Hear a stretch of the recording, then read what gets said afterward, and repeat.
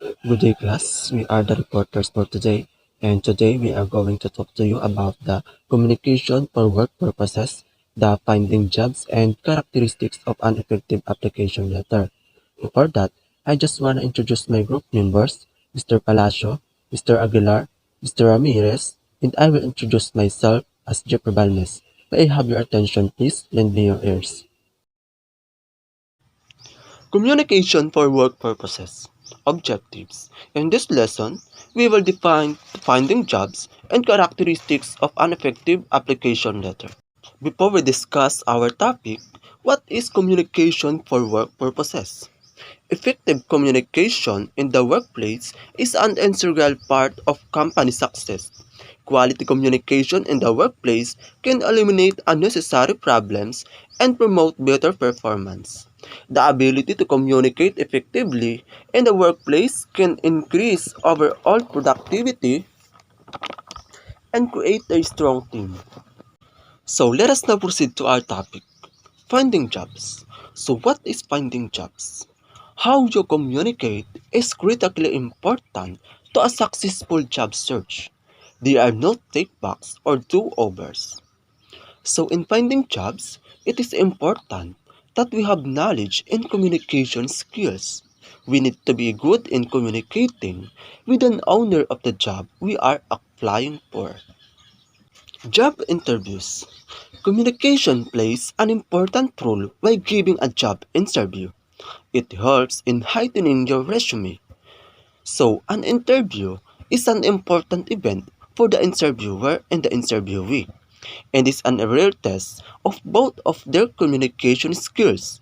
In fact, communication skills training is a must-have for a successful interview.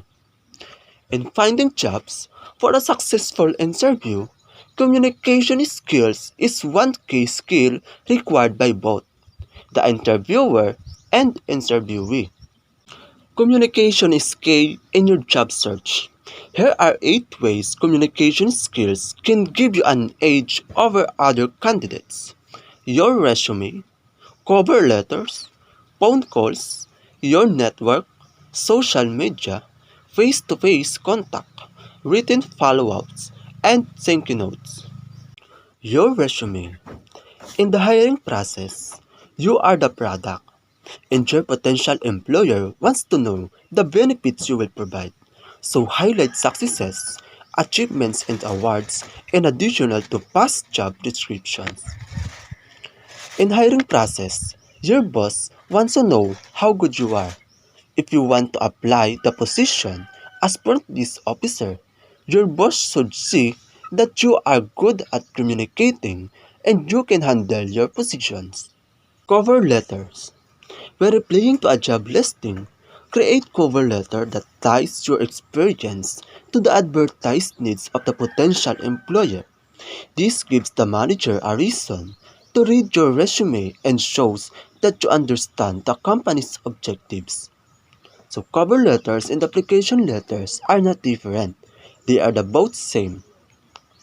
In some companies that we are applying for, hindi na sila humahanap ng application letter or cover letter, but they appreciating it if you are giving an efforts in case you are submitting cover letters or application letters.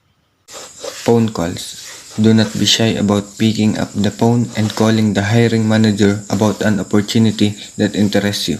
A phone call shows that you are sincere, energetic, and persistent, all positive qualities in a potential hire.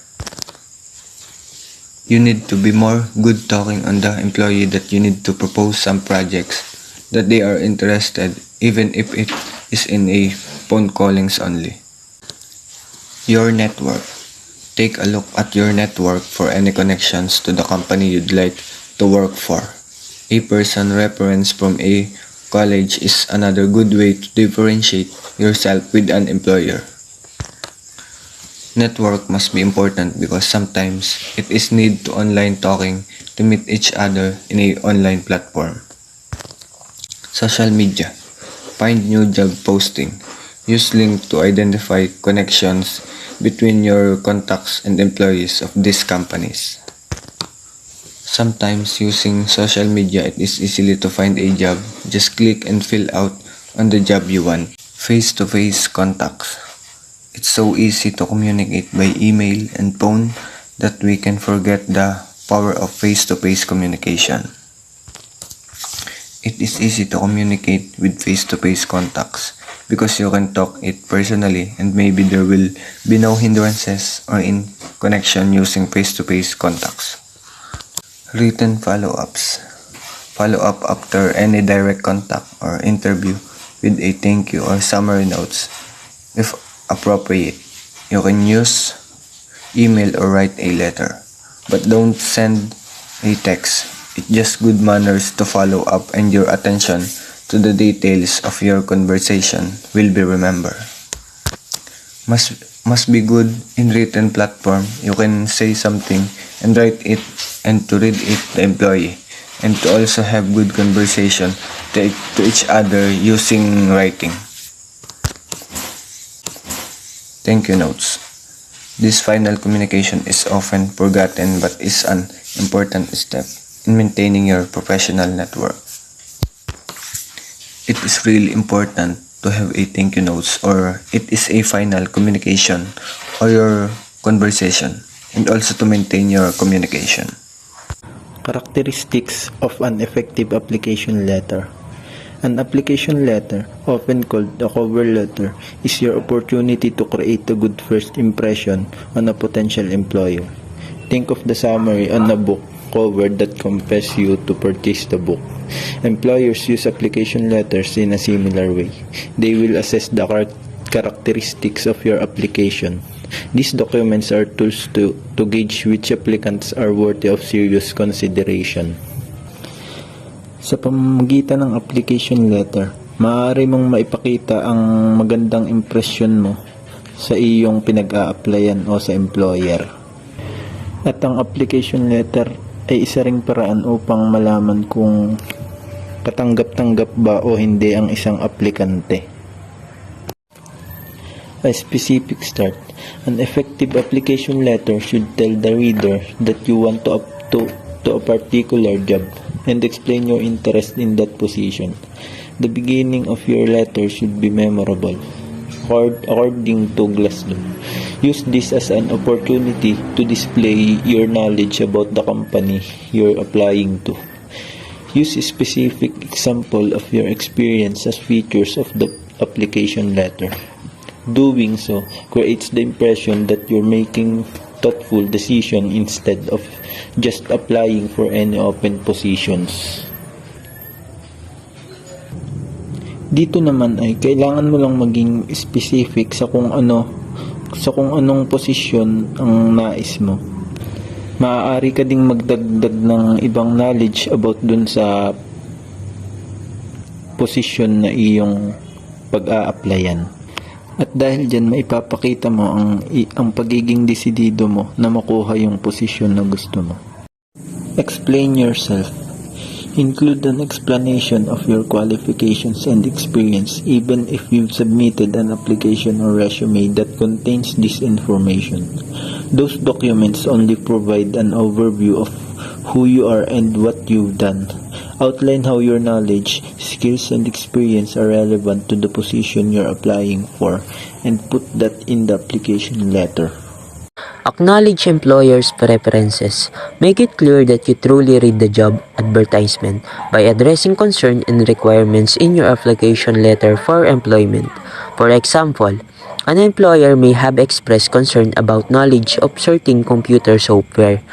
Tackling such issues in your application letter tells the reader that you're aware of the company concern and have concerned how you will address them.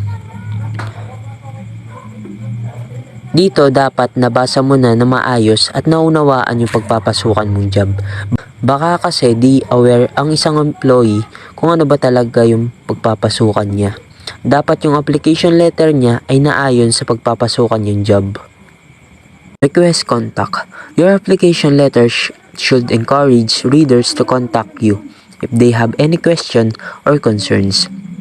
Indicate that you're expecting an interview. Apply marketing to your letter by including a call to action. Say resume genius. You should also outline any extra effort you're willing to extend to make that happen, such as traveling to another city. Remember, no one can contact you if you don't provide your contact details, even if you're sending the application letter via email. Don't assume that initial recipient is the person making the hiring decision. People may pass your application letter along. In the process of separating it from another document you submit, make sure that your email address, mailing address, and telephone number are on the application letter. Request contact. Dapat nakalagay yung contact mo including na doon yung email para if they have any concerns about sa pinag-applyan mong trabaho ay may contact sila from you. And dapat nakalagay sa application letter mo that you're willing to extend your time for them to make it happen. Professional presentation. An effective application letter communicates professionalisms in its presentation. Your document should be free of grammatical and spelling errors, and you should stick to the professional font of formatting. If you're presenting the document in person or mailing it, print the letter in a clean, crisp paper. There are examples online of formatting for cover letters. Professional presentation ay dapat appropriate ang pagkakaayos like when it comes to a font size and syempre yung indent. If represent mo siya through mailing, dapat appropriate siya tignan and comfortable ang magbabasa. Hindi tupi, hindi gusot, and mostly important, dapat ay malinis. That's the end of our discussion. If you have any questions, you are free to say it to the class, and we're trying to answer your questions. Thank you for your listening.